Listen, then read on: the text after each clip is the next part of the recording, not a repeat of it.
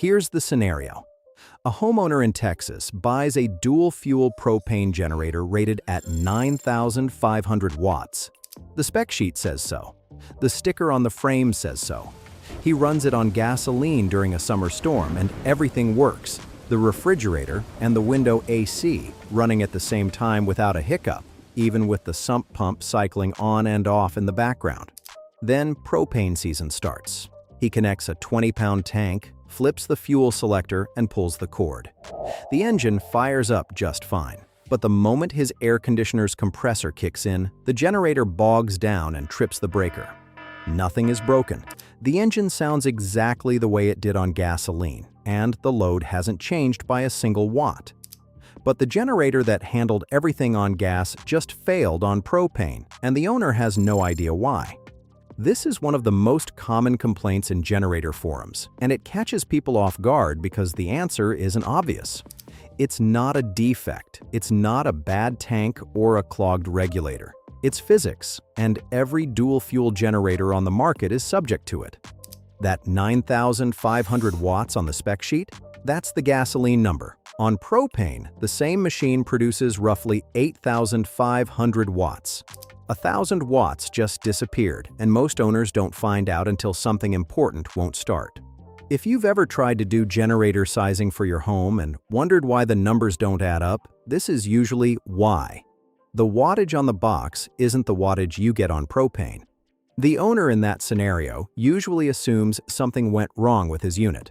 But if he pulls up the spec sheet, the full one, not the marketing headline, the answer is already printed there, in smaller type, on a line most people skip. The Westinghouse W-Gen 9500DF, one of the best-selling dual-fuel portables in North America, is rated at 9,500 running watts on gasoline. Switch to propane, and that number drops to 8,500. Westinghouse doesn't hide it. The propane rating is right there in the owner's manual. But the box says 9,500 in large font, and that's the number most buyers remember. And this is how the entire industry markets dual-fuel generators. The gasoline number leads. It's the number in the product name and the Amazon listing title, the figure that follows the model everywhere it's sold. The propane figure is technically disclosed, but it sits deeper in the documentation, a footnote to the headline, not part of the pitch.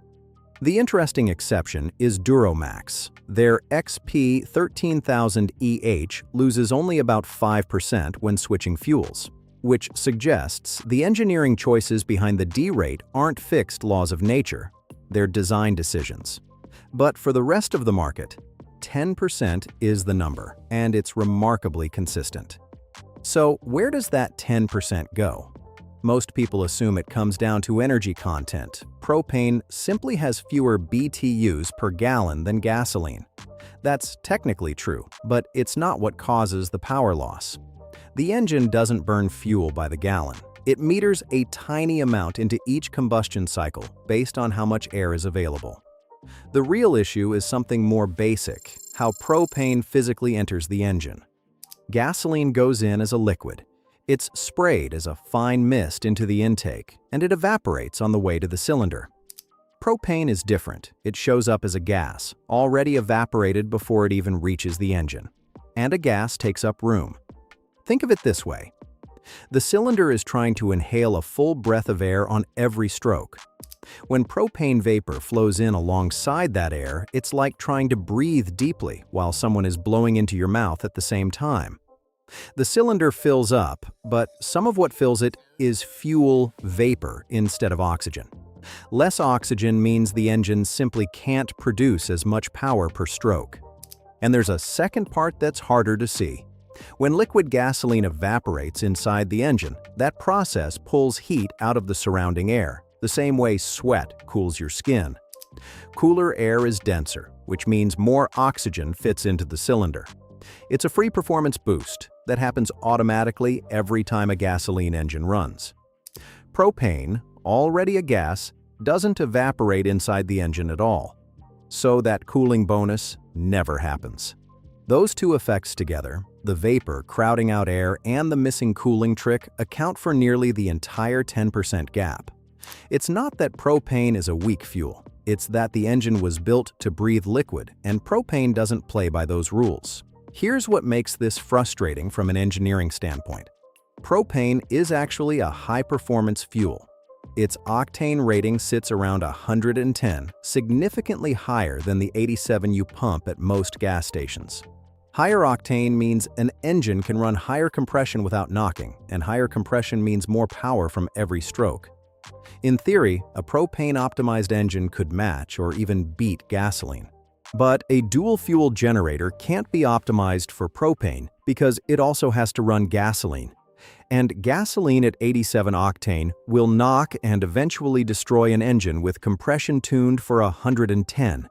So the compression ratio stays locked at a level that's safe for the lowest octane fuel the engine might see. Propane's biggest advantage sits right there on the table, unused. Electronic fuel injection helps at the margins. EFI models from Westinghouse and champion meter propane more precisely than a carburetor can, which improves fuel economy and cold starts. But EFI doesn't change the displacement of the engine or its compression ratio, so the power gap stays open. It's worth pausing here on inverter generators specifically because they add a layer of confusion when dual fuel enters the picture. A conventional generator produces AC power directly from the engine, so output quality rises and falls with engine RPM. An inverter generator converts that AC to DC and then inverts it back to clean AC, which means stable power regardless of load fluctuation. Better for sensitive electronics like laptops and medical equipment. The Westinghouse iGen 5000 DFC is one of the few dual-fuel inverter generators on the market, and it still drops from 3,900 watts on gasoline to 3,500 on propane. The inverter circuitry doesn't change the physics of how the engine breathes. Same gap, cleaner power. On the standby side, Briggs & Stratton has started pushing in a different direction with a technology they call NG Max, which is specifically designed to close the gap between gaseous fuels and gasoline on their home standby units. Generac, the dominant name in home standby, hasn't made as much noise about closing the derate gap, but they and Champion both offer tri-fuel models on the portable side. Gasoline, propane, and natural gas, which extends the fuel flexibility argument even further.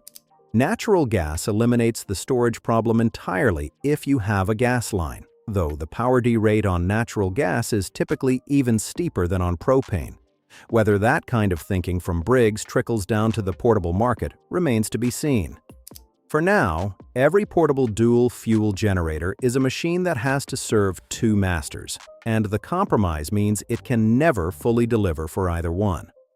So propane loses 10% of the power, can't use its own octane advantage, and still takes up more tank volume per watt-hour than gasoline.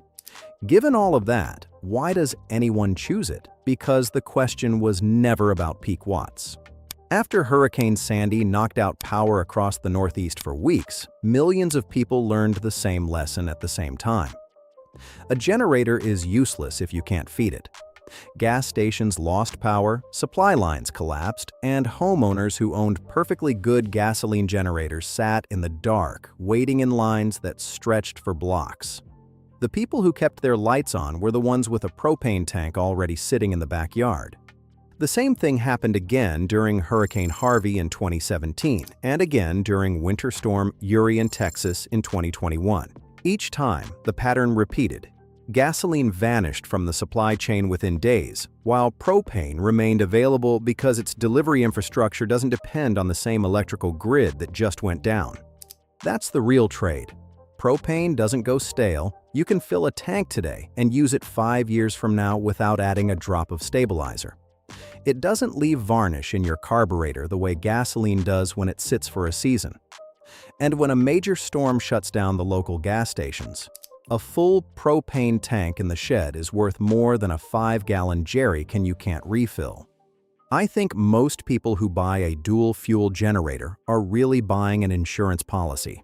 The gasoline side handles normal life, weekend projects, job sites, tailgating, the occasional overnight outage. The propane side is there for the moment when normal life stops, and in that moment, Nobody is measuring watt hours or calculating efficiency losses. They care that the engine starts and the freezer doesn't thaw.